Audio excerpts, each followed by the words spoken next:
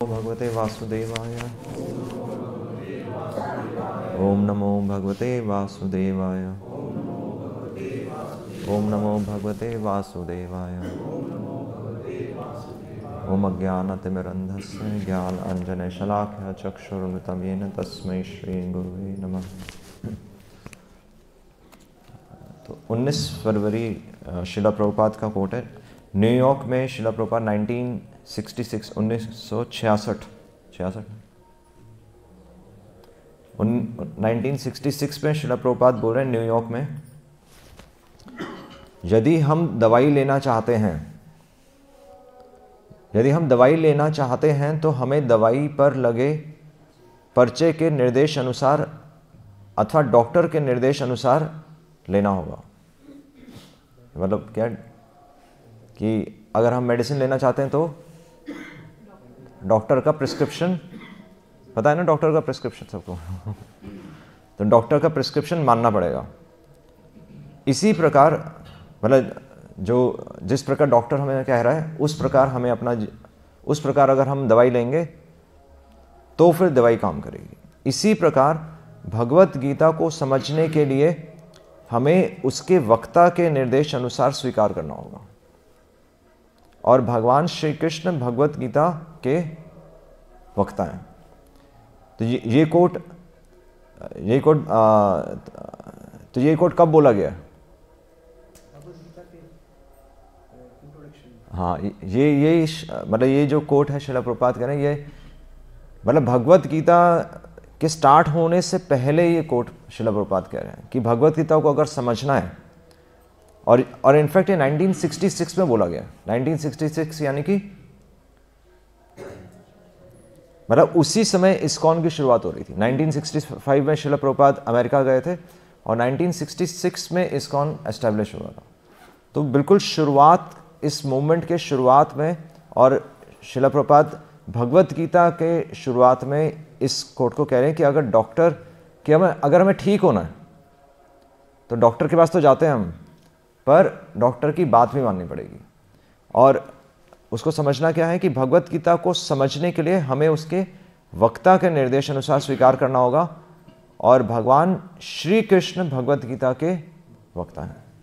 तो इसमें most important चीज क्या है?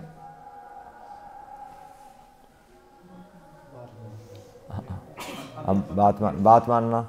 तो उससे भी इंपॉर्टेंट क्या है?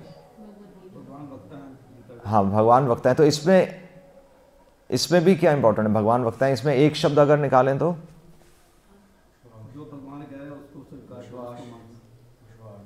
हाँ, मतलब भगवान वक्ता है, इसी में से निकालें तो सबसे इंपॉर्टेंट है कि कौन कह रही है भगवत गीता, किसके द्वारा बोली गई है? भगवान के द्वारा। तो भगवान अगर कुछ कह रहे हैं तो उसमें कोई त्रुटि हो सकती है? नहीं हो सकती। तो एक बार डिवोटीज पूछते हैं कि हमें कि भगवत गीता कैसे पढ़नी है, नहीं, या फिर डिवोटीज पूछते हैं कि हमें पहले कौन सी किताब पढ़नी चाहिए। नहीं, ये क्वेश्चंस नहीं होता है। तो कैसे पढ़नी चाहिए भगवत गीता?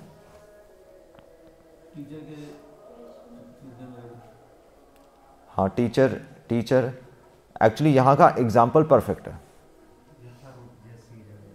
यथारूप आप बता रहे हैं, पर एग्जाम्पल से जोड़ के बताएं तो एग्जाम्पल से जोड़ के बताएं। वो बात सही है, विश्वास होना चाहिए कि कृष्ण भगवान है, पर हो क्या रहा है? एक्चुअली हो क्या रहा है? हाँ, तो एग्जाम्पल से जोड़ के बता दीजिए। वो सही है।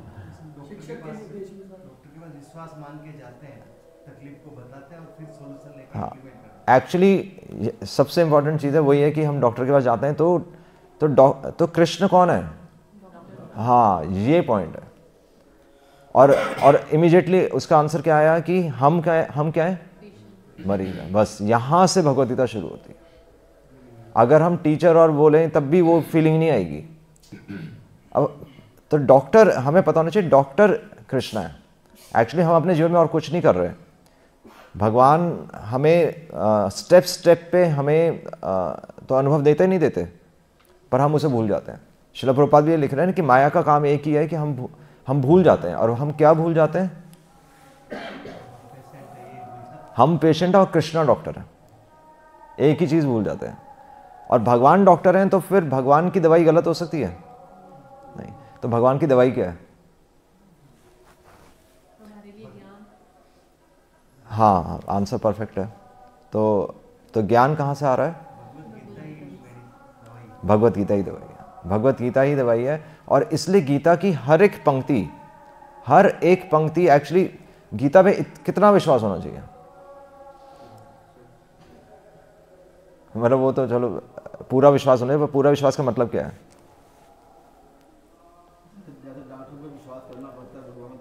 जैसे आंख, हमें पता होता है गोली क्या है, कोई डॉक्टर कभी लाल गोली दे देता है, कभी कोई पीली गोली दे देता है, नहीं हमें पता होता है नाम क्या है उसका, कभी नहीं पता होता। और वो गोली अंदर कुछ भी कर सकती है, और हम खा लेते नहीं खा लेते। तो बिना विश्वास के मतलब विश्वास मतलब बिना जाने, एक्चुअली बिना जाने हम पहले मानते हैं और फिर दवाई काम करती है।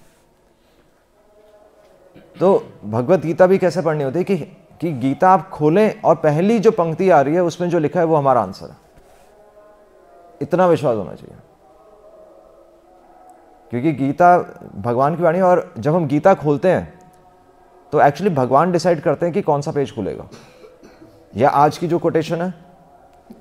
तो हमारे जीवन में जो सबसे ज़रूरी पॉइंट होगा ना, वो यही होगा।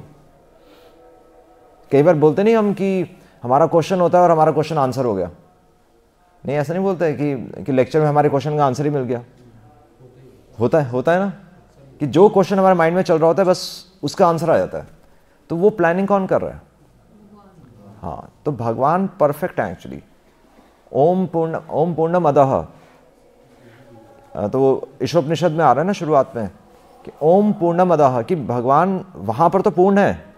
ओम पूर्णम अदः पूर्णम इदम, और यहाँ पर भी पूर्ण है। यानी कि आप दरवाज़ा खोलेंगे तो वहाँ पर भी आपको पूर्णता ही नज़र आएगी। अगर आपको रास्ते में जाते जाते अगर ठोकर लग गई तो वो भी पूर्णता है। पर हमें समझना पड़ेगा कि वो मैसेज क्या है। तो इसलिए यहाँ पर तो भगवान एक्चुअली, लोग कृष्णा का नाम ज़रूर लेते हैं, या हम ध्यान से अपने जीवन में भी देखें तो हम भगवान का नाम ज़रूर लेते हैं पर विश्वास नहीं होता। इसलिए हम सबसे बड़ी गलती क्या करते हैं?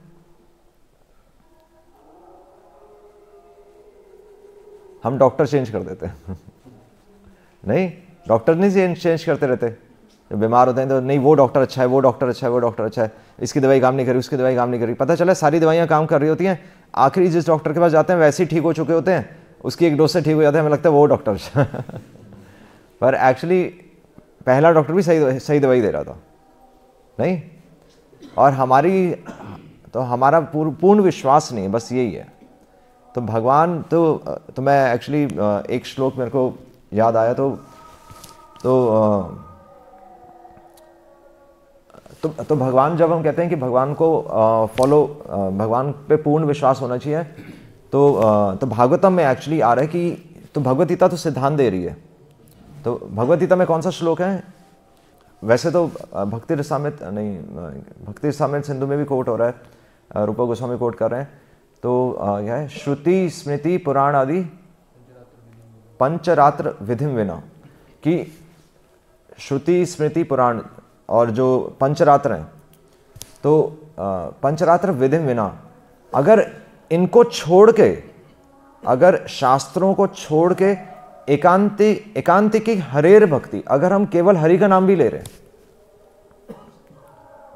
तो वो क्या है?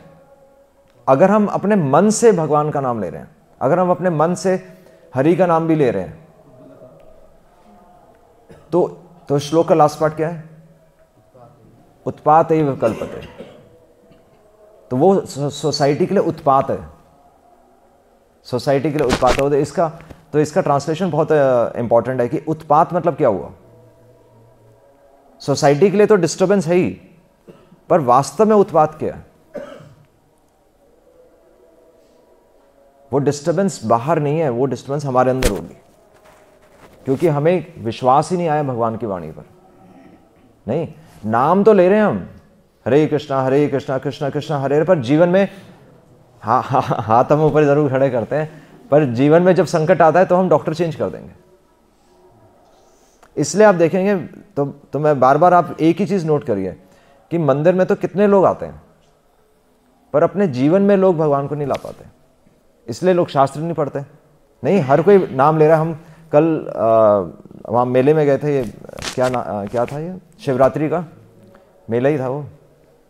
तो शिवरात्रि का उसमें प्रोग्राम में थे, हम डिस्ट्रीब्यूशन में गए थे, तो कम से कम 10,000 लोगों को मिले होंगे, नहीं इतने लोग थे, पर कोई शास्त्र पढ़ने के लिए तैयार नहीं, कोई पढ़ने के लिए तैयार नहीं। मतलब आप उंगली पे गिन सकते हैं जो इन लोगों ने पुस्तकें ली होंगी, क्योंकि हम नाम जरूर ले रहे हैं पर स्क्रिप्चर्स कह रहे हैं कि उत्पाते कल्पते, कि और भगवान भगवत गीता में भी क्या कह रहे हैं, हाँ यह शास्त्र विधिम उत्सृज्य, बहुत अच्छा श्लोक है, 16वें अध्याय का श्लोक है कि शास्त्रों की विधि को छोड़कर यह शास्त्र, तो शास्त्रों की विधि क्या है?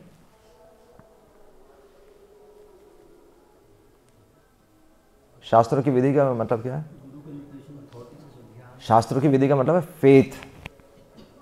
अगर श्रद्धा ही नहीं है और हम शास्त्र भी पढ़े जा रहे हैं तो उसका भी कोई फायदा नहीं। तो यह शास्त्र विधिम उत्सृज्य, उत्सृज्य मतलब छोड़कर, जो शास्त्रों की विधि को छोड़कर वर्तते काम करता, कि वर्तते मतलब करता है, काम करता है यानी कि अपने मन से करता है। शास्त्रों की विधि को छोड़कर अगर कोई अपने मन से काम करता है, सह ना सुखम ना शांतिम, ना सुख ना शांति ना परम गति आपनोति, उसे ना सुख ना शांति और ना उसकी परम गति होगी, क्योंकि उसके माता पिता तो हैं पर माता पिता की बात में विश्वास ही नहीं हो रहा उसे। तो मैं इसलिए सोच रहा था, तो एक्चुअली तो जैसी हमें दर्द होता है, हम बच्चे भी, अगर एक छोटा बच्चा भी अगर उसको दर्द होता है तो क्या बोलता है, क्या बोलता है? उई माँ, नहीं अपना हम निकलता ना, चाहे हम बच्चे हों चाहे हम बड़े हों, तो माँ निकलती है ना। तो माँ, कोई माँ बोलता है, कोई मम्मी बोलेगा, उई माँ जरूर निकलता है। तो माँ क्यों बोल रहा है वो? हाँ, तो इससे रिलेट करके बताइए। हाँ, तो इसलिए शास्त्र कह रहे हैं कि मतलब शास्त्री बता रहे हैं कि शास्त्र माँ की तरह है, और माँ बताएगी कि पिता कौन है। तो जब हमारे जीवन में संकट आता है, हमारे जीवन में कष्ट आता है, तो हम उई माँ बोल रहे हैं ना। तो जब हमारे जीवन में कष्ट आएगा तो कहाँ जाना चाहिए? डॉक्टर के पास।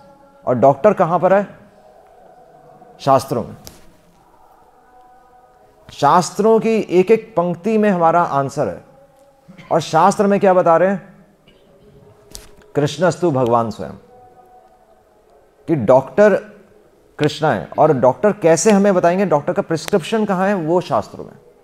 तो हम सब जगह उपाय ढूंढने जाते हैं ना, नहीं ये उपाय कर लो, वो उपाय कर लो, वो उपाय कर लो, ये उपाय कभी कोई नहीं करता, नहीं। तो शास्त्रों में आंसर है हमारे। तो इसलिए और मतलब हमारे जीवन में जो चल रहा है उसका आंसर, वो हमारे जीवन में ऐसा क्यों हो रहा है। कल भी मेरे को एक वो मिले थे, सीआरपीएफ के एक जवान मिले थे, तो उन्होंने बोला कि चलो ये मेला तो चल रहा है, पर मेरे इस क्वेश्चन का आंसर मेरे को आज तक नहीं मिला कि मेरा जन्म ही क्यों हुआ है। मैंने कहा चलो आप आदर्श से तो आ गए आपके क्वेश्चन बिल्कुल सही हैं। तो उन्होंने टाइम लिया, वो आज आएंगे। उन्होंने बोला कि वो रुके, काफ़ी देर तक बात करते रहे। तो लोगों का किसी का प्रश्न होता है, सही प्रश्न होता है, और जब हमारे पास प्रश्न होगा, जब हमारे जीवन में कष्ट आता है, तो हमें शास्त्रों में देखना चाहिए कि हमारा। तो सनातन गोस्वामी भी जब चैतन्य महाप्रभु को मिले थे तो सबसे पहला प्रश्न क्या था? के आमी, कि मैं कौन हूं। सिंपल। और ये तो मैं ये श्लोक भी देख रहा था, बहुत सुंदर श्लोक है। तो श्रीमद् भागवतम से श्लोक है। और तो मैं ये बता रहा था कि ये भगवद गीता सिद्धांत बता रही है कि ठीक है कि माँ बताएगी कि पिता कौन है, और माँ के पास जाओ। उई माँ, दर्द हो रहा है तो सीधा आप कहाँ जाओ? माँ के पास। माँ का अपने आप स्मरण आ रहा है। और भागवतम बताती है कि भागवतम भक्तों के जीवन से हमें बता रही है यही नॉलेज। तो भागवतम कैसे बता रही है? तो वो बहुत सुंदर श्लोक है। तो आई थिंक तो देवती और कर्दम मुनि के बारे में आ रहा है ना, तो बहुत अच्छा प्रसंग है, आप पढ़ भी सकते हैं तो उसमें आ रहा है कि मैत्रेयवाच पितृभ्याम प्रस्थिते साध्वी पतिम इंगिता कोविदा नित्यम परिचर्यात प्रीत्या भवानी एव भव प्रभुम। बहुत सुंदर श्लोक है। तो यहां पर किसका एग्जाम्पल दिया गया है? यहां पर सबसे पहले तो किसकी बात हो रही है? देवहूति की बात हो रही है। और देवहूति कौन थी?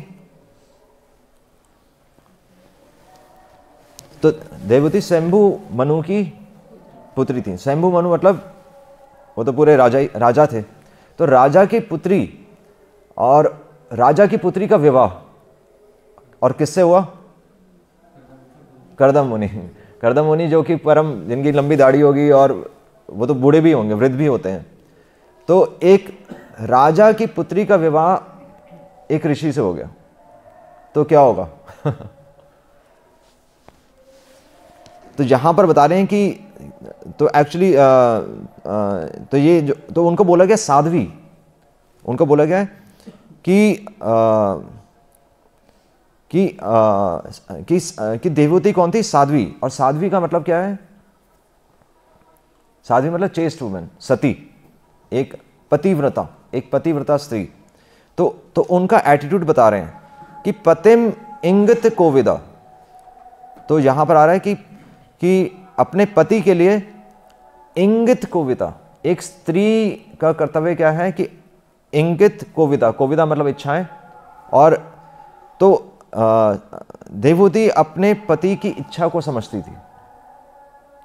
हालांकि वो राजा की पुत्री थी पर फिर भी वो कर्दम मुनि को समझती थी। और क्या करती थी? नित्यम परिचर्यत, और हमेशा हर समय अपने पति की सेवा करती।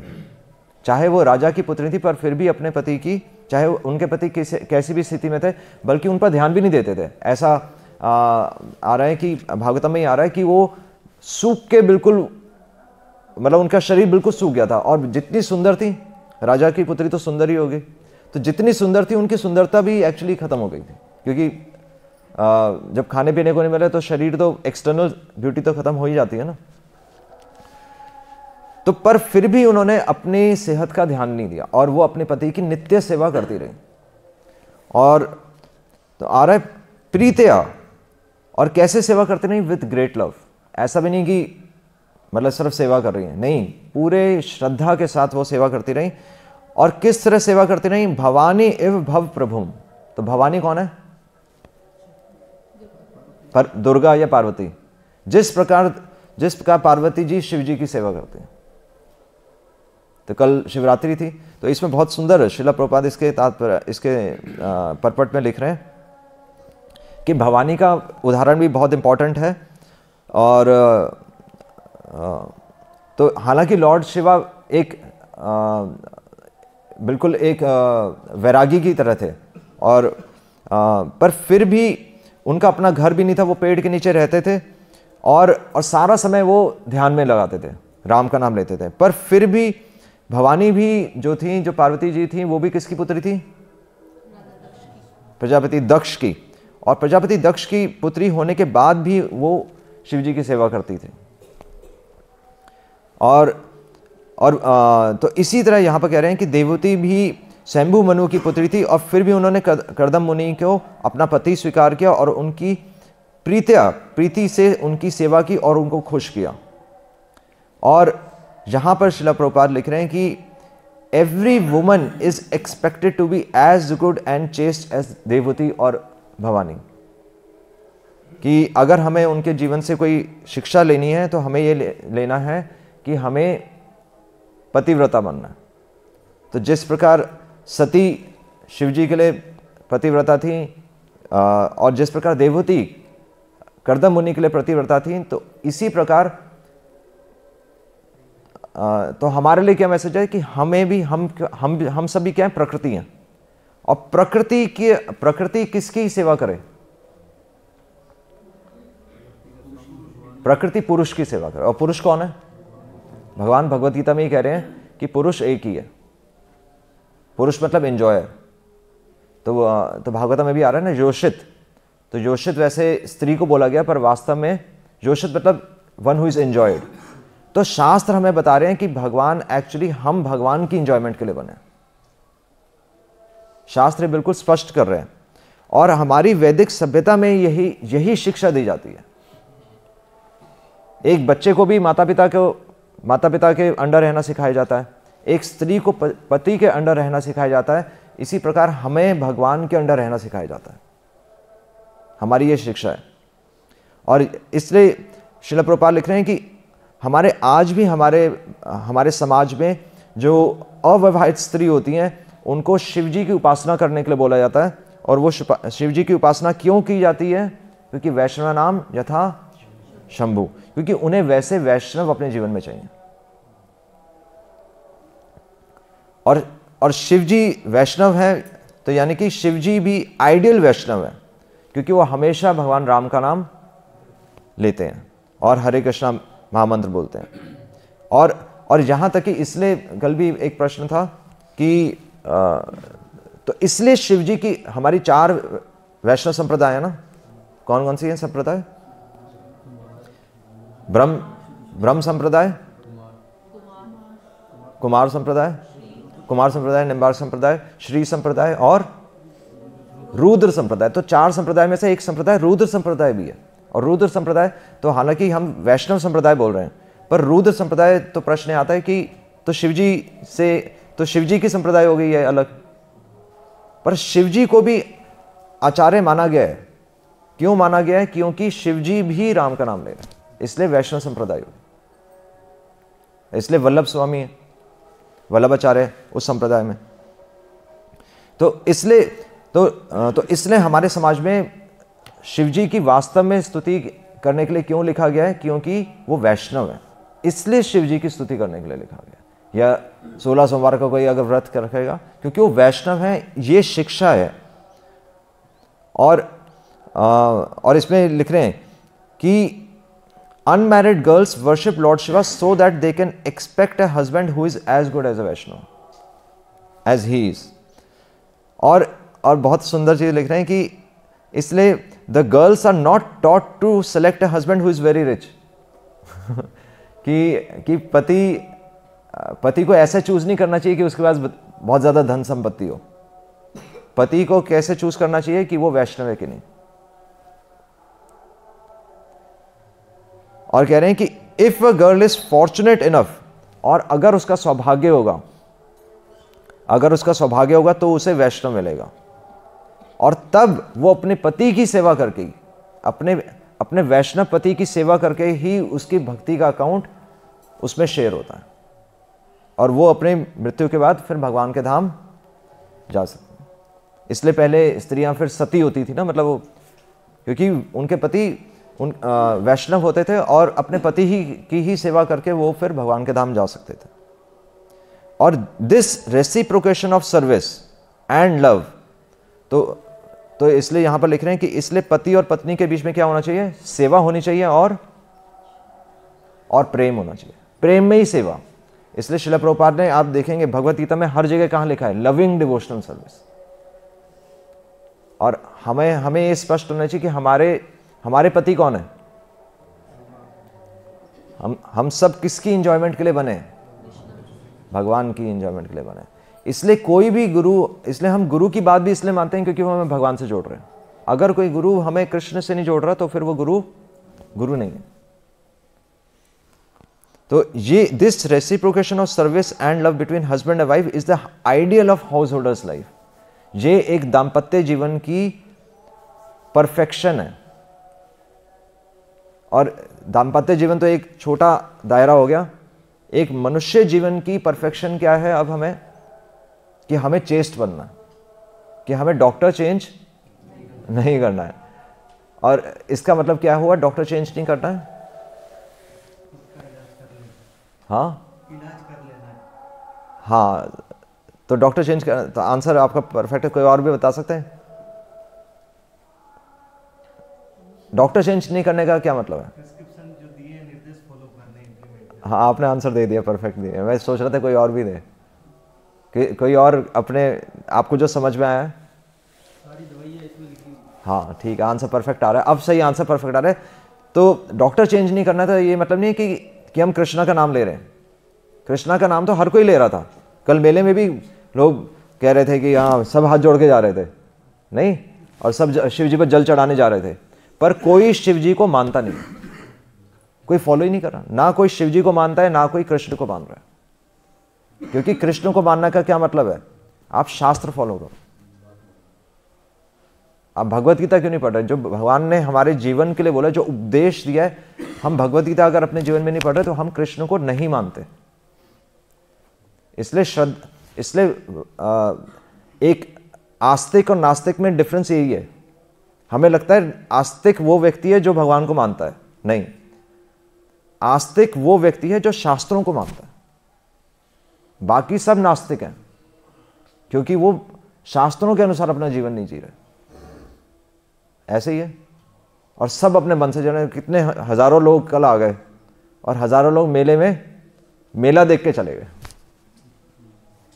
हाँ, खा पी कर चले गए, एक्चुअली खा पी कर चले गए, और उनके जीवन में राम कृष्ण या शिव जी भी नहीं है, खाना पीना है बस एक्चुअली।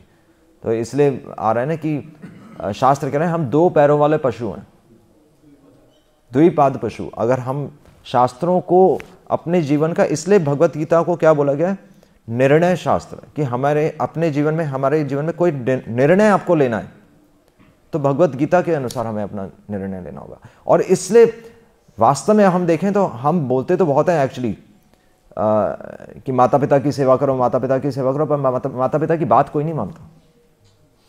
नहीं ये लोग पैर भी छू लेते हैं, ये पैरी पौना नहीं करते, पैरी पौना पैरी लागू, पर वो क्या है? हाँ, कहना नहीं मानते। सारे माता पिता ये इस बात से एग्री होंगे कि कोई बात नहीं सुनता। नहीं, पैसे भी भेज देंगे आपको, फौरन से पैसे भी भेज देंगे बच्चे बाहर बैठे होंगे, पर बात मानना सबसे मुश्किल है। इसलिए अब हम घूम कर आ गए कि बात मानने का मतलब क्या हुआ?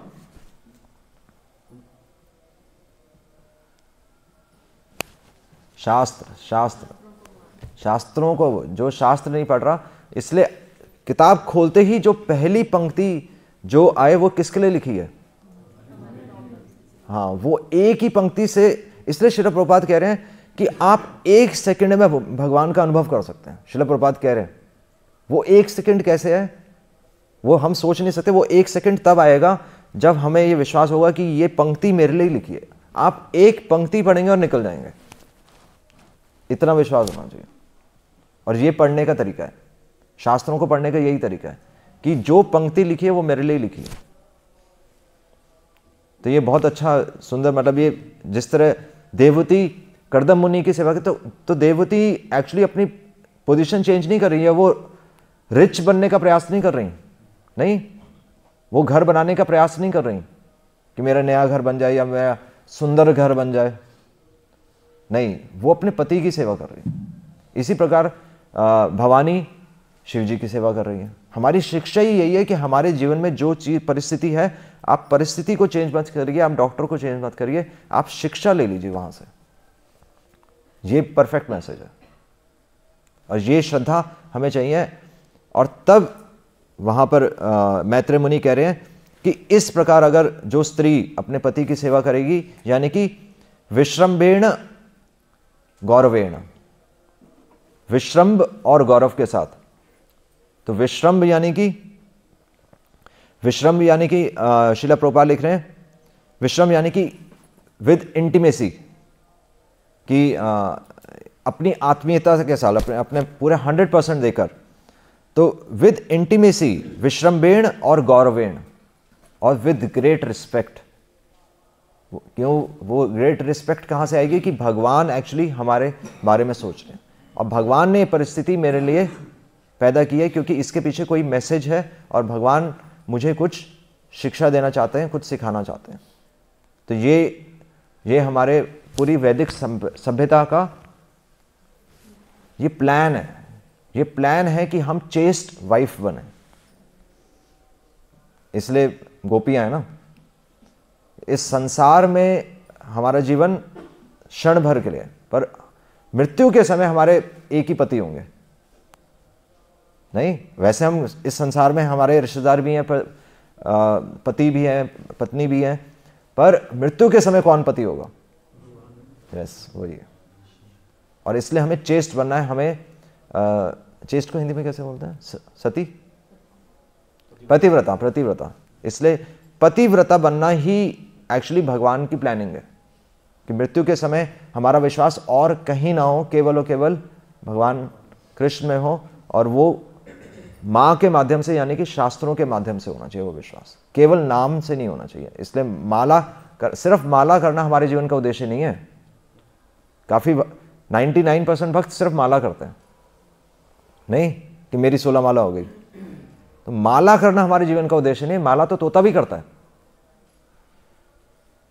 मनुष्य जन्म लेकर हमें शास्त्र पढ़ने चाहिए, और वो शास्त्र गुरु की गाइडेंस पे, एक टीचर की गाइडेंस पे, यानी कि हम शिला प्रभुपाद के अनुसार हम समझ रहे हैं, तो फिर मैसेज सही जाएगा। शास्त्र भी हम अगर अपने मन से पढ़ रहे हैं तो वो भी उत्पाते विकल्पते, क्योंकि एवं परंपरा प्राप्तम, भगवान खुद ही कह रहे हैं, शास्त्रों में ही लिखा है कि आप परंपरा को फॉलो कीजिए, क्योंकि परंपरा को फॉलो नहीं करेंगे तो निष्कर्ष कुछ और निकलेगा। गीता पढ़कर ही निष्कर्ष कुछ और निकलेगा। इसलिए भगवान खुद ही कह रहे हैं कि एवं परंपरा प्राप्तम, जिस प्रकार ये ज्ञान परंपरा में आया है उस प्रकार आप ये ज्ञान परंपरा में प्राप्त करो। हरे कृष्णा कृष्णा कृष्णा हरे हरे, हरे राम राम राम हरे हरे। एक और लाइन बहुत इंपॉर्टेंट है, श्रील प्रभुपाद लिख रहे हैं कि even if there is some wrong on the part of the husband, ऐसा हमें लग सकता है कि हस्बैंड गलत है, पर फिर भी the wife must tolerate it, क्योंकि हमारी शिक्षा ही यही है कि हमें पतिव्रता बनना है। और इसीलिए भगवान की लाठी में, कहते हैं ना, भगवान की लाठी में आवाज नहीं होती। वो क्यों कहते हैं? अब समझ में आया? भगवान की लाठी में आवाज नहीं होती। क्यों? ये हम क्यों बोलते हैं कि भगवान के घर में देर अंधेर नहीं? देर, भगवान के घर में देर क्यों है? इंस्टेंट क्यों नहीं है?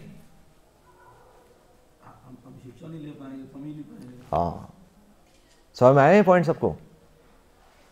अगर हम पुकारेंगे भगवान प्रकट हो जाएंगे तो क्या होगा? उसकी वैल्यू नहीं पता लगेगी। हमारी श्रद्धा कम हो जाएगी, बढ़ेगी नहीं, क्योंकि जिस दिन भगवान प्रकट नहीं हुए हम छोड़ देंगे। पर अगर भगवान प्रकट नहीं हो रहे और हम फिर भी भगवान की उपासना कर रहे हैं तो वास्तव में प्रेम है। तो इसलिए भगवान के घर में देर है, क्योंकि आंसर भगवान आंसर करेंगे, पर हम डॉक्टर चेंज कर देते हैं। उतनी देर में हम डॉक्टर चेंज कर देंगे। तो इसलिए मेले में सब तरह की स्टॉल्स होती हैं। जिसको खाना पीना है वो खाने पीने के पास चला जाएगा, जिसको शराब, कल डीजे भी लगा हुआ था तो जिसको नाचना है वो नाचेगा नहीं, और जिसको वास्तव में अपने पति से प्रेम करना है वो शास्त्रों को पढ़ेगा। तो इसलिए भगवान एक्चुअली हमारी प्रार्थनाओं को इंस्टेंटली आंसर नहीं करते, क्योंकि भगवान हमारा प्रेम बढ़ा रहे हैं। क्योंकि मृत्यु के समय हमें यह विश्वास होना चाहिए कि भगवान मेरे लिए, कि भगवान सुहृद सर्वभूता नाम, कि वास्तव में भगवान मेरा बेनिफिट चाहते हैं। एक ही चीज हमें चाहिए, विश्वास, कि भगवान मेरे लिए, मेरे बेनिफिट के लिए ही सब कुछ कर रहे हैं, और अपनी प्लानिंग हम फिर साइड में रख देते हैं। इसलिए हम हमेशा गाइडेंस में चलते हैं, हमेशा हम पूछ के चलते हैं। जो हमारे सीनियर्स हैं, अपने सीनियर से हमेशा हम पूछ के चलते हैं, क्योंकि हमें पता है कि भगवान की प्लानिंग चल रही है, हमारी प्लानिंग नहीं चल रही। तो ये बहुत अच्छा है कि एक स्त्री को हमेशा अपनी परिस्थिति को टॉलरेट करना चाहिए। और वो स्त्री कौन है? हम स्त्री हैं। लोग फाइट करने लग जाते हैं, देखो स्त्री को दबाया जा रहा है ऐसे बोलते हैं ना कि आपके शास्त्रों में देखो स्त्री को दबाया जा रहा है, पर हमारे शास्त्रों में यही लिखा है कि हम ही स्त्री हैं, पुरुष केवल एक है। ये कोई नहीं बोलता, कोई बोल ही नहीं रहा। आधा शास्त्र ले लेते हैं, इसको बोलते हैं अर्ध कुकुटी न्याय। आपने आधी चीज ले ली, आधी चीज छोड़ दी, तो आपका निष्कर्ष गलत आएगा। इसलिए बोलते हैं एवं परंपरा प्राप्तम। आप कंप्लीट नॉलेज नहीं लेंगे, आप एक पेज खोलेंगे, अगर आप परंपरा में नहीं आ रहे तो आप गलत मैसेज ले लेंगे। पर अगर आपने ये सब सुना होगा तो फिर आप समझ पाएंगे कि भगवान का मैसेज क्या है। ठीक है? And thus there will be no misunderstanding between husband and wife। अब समझ में आ रहा है कि कब हमें भगवान के दर्शन होंगे? जब हम सहन करेंगे, जब हम इंतजार करेंगे, वही आ रहा है, वही श्लोक आ रहा है, तत्व अनुकंपा सुसमीक्षमाणु, वही श्लोक आ रहा है। जब हम दुख में भी हम इंतजार करेंगे कि भगवान कैसे मेरे जीवन को मतलब हम चेंज करने के लिए नहीं बोलते कि भगवान की इच्छा है तो हम भी संतुष्ट हैं। भगवान की प्लानिंग चल रही है, वही माँ। ठीक है। हरे कृष्णा कृष्णा कृष्णा हरे हरे, हरे राम राम राम हरे हरे। बहुत अच्छे श्लोक है ये, मतलब और बहुत अच्छा परपट है, पढ़ सकते हैं ये। हरे कृष्ण। श्रील प्रभुपाद की जय। प्रश्न तो नहीं किसी का? हाँ जी। हाँ कल मुझे याद नहीं है, किसने बोला था कि शास्त्र तो कोई भी पढ़ जाएगा, शुद्धता रखनी चाहिए, लेकिन शुद्धता तो हम इस जीवन में रख नहीं सकते। नमक खाते हैं वो भी शुद्ध नहीं है, भिंडी खाते हैं वो भी शुद्ध नहीं है, मतलब कुछ ना कुछ चीज़ है जो हम अलाइव चीज़ें खा रहे हैं। कहते हैं ना कि जब हम जीना चाहते हैं तो कुछ ऐसा खाते हैं कि डेड सेल्स नहीं खाने चाहिए। हाँ ठीक है, ये आप डॉक्टरी लाइन में आपको तो शुद्धता तो रखी नहीं जाएगी। शुद्धता तो विचारों से होगी, किसी का बुरा नहीं करना, निंदा नहीं करनी है। ठीक है। अगर शास्त्र पढ़ते हैं तो भगवान की कृपा ही होती है, तो तभी पढ़ते हैं, ठीक है, निकालते हैं। ठीक है। लेकिन अदरवाइज तो दुनिया इतनी सेल्फिश है कि पढ़ते पढ़ते ध्यान कहीं और चला जाता है।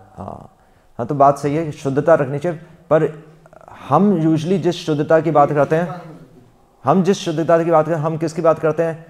हम बोलते हैं कि शुद्ध दूध, शुद्ध घी होना चाहिए, नहीं? और आपके कपड़े साफ सुथरे होने चाहिए, मंदिर साफ होना चाहिए, घर साफ होना चाहिए, तभी भगवान आएंगे। पर शास्त्र बता रहे हैं कि वो मन मंदिर है। वो शुद्धता हमारी इंटरनल क्लीनलीनेस की बात हो रही है। और हमारी तो वास्तव में शुद्धता क्या है? पतिव्रता। चाहे हम बाहर से, चाहे हम नहाए भी ना हो, इसलिए हम बोलते हैं अगर कोई नहाया भी ना हो तब भी वो मंगल आरती आ सकता है, क्योंकि वास्तव में शुद्धता क्या है कि वो अपने पति के पास आ रहा है। और चाहे हमारी आयु कम हो रही है, क्योंकि हमें पता है शुद्धता नहीं है आज की तारीख में, इसलिए हम ज़्यादा नहीं करते। हम दालें खा रहे हैं, सब्जी खा रहे हैं, हमें पता है उसमें पेस्टिसाइड है, हमें पता है दानों को रंग किया गया है, हमें पता है हम गाय के दूध के पीछे भी नहीं, हम देसी गाय का दूध छोड़ के हम यहाँ शहर में बैठे हुए हैं। तो मृत्यु को आप नहीं रोक सकते, मृत्यु तो किसी न किसी बहाने से आएगी, पर मृत्यु के समय हम शुद्ध होने चाहिए, यानी कि हमारा विश्वास भगवान में होना चाहिए, बस। हाँ, तो वही मैं पॉइंट कह रहा हूँ कि हमारा पर्पस, हमारा लक्ष्य ये नहीं कि हमारी आयु बढ़े। लोगों का लक्ष्य क्या है कि हम दूध पी के हमारी आयु बढ़े, हमारी बुद्धि तेज हो जाए। तो वास्तव में जब चैतन्य महाप्रभु को प्रेम का भगवान के प्रति प्रेम का अनुभव और उनके अंदर एक्सटैटिक सिम्टम्स आ रहे थे, तो वो अपने गुरु के पास गए और ईश्वरपुरी। तो उन्होंने तो अपने गुरु से पूछा कि मेरे साथ ये सब क्या हो रहा है। तो तब उन्होंने बोला कि